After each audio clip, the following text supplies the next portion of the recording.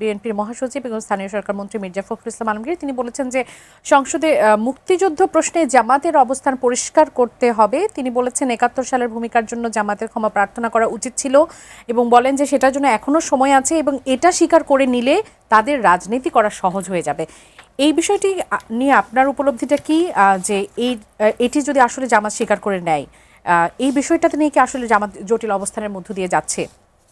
মানে স্বীকার করে নেয়, মানে যদি অস্বীকার করে তাহলে না আপনি প্রশ্ন তুলতে পারেন, কিন্তু জামাত তো কখনো অস্বীকার করে না। আপনার জামাতের ৭১-এর যে অবস্থান, সেই অবস্থান তারা কখনো অস্বীকার করে না। তাদের এটা রাজনৈতিক ভুল সিদ্ধান্ত ছিল, এটা কিন্তু তারা অনেকবার বলেছে।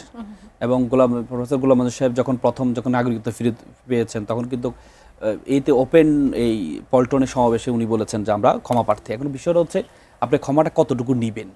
এখন বিষয় হচ্ছে এখন বাংলাদেশে যে নতুন বাংলাদেশ আপনি দেখেছেন, আমাদের তাদের রাজনীতিটা এটার জন্য জটিল অবস্থার মধ্যে আছে না। আমি দেখেন আমাদের প্রধানমন্ত্রীর ওই দিনের একটা বক্তব্য অবশ্যই শুনেছেন।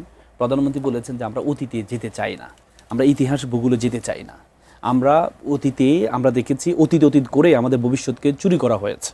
আমরা চাই না অতীতের দিকে ফেরত যেতে। এটা শুধু প্রধানমন্ত্রী এখন কথা না, ২০১৩ সালে যখন প্রধানমন্ত্রী একটা কোর্টের আনকোট করে আমি বলতে পারবো, প্রধানমন্ত্রী বলেছেন যে আমাদের পূর্বপুরুষ অতীত নিয়ে অনেক ঘাটাঘাটি করেছে, আমরা অতীতের দিকে যেতে চাই না।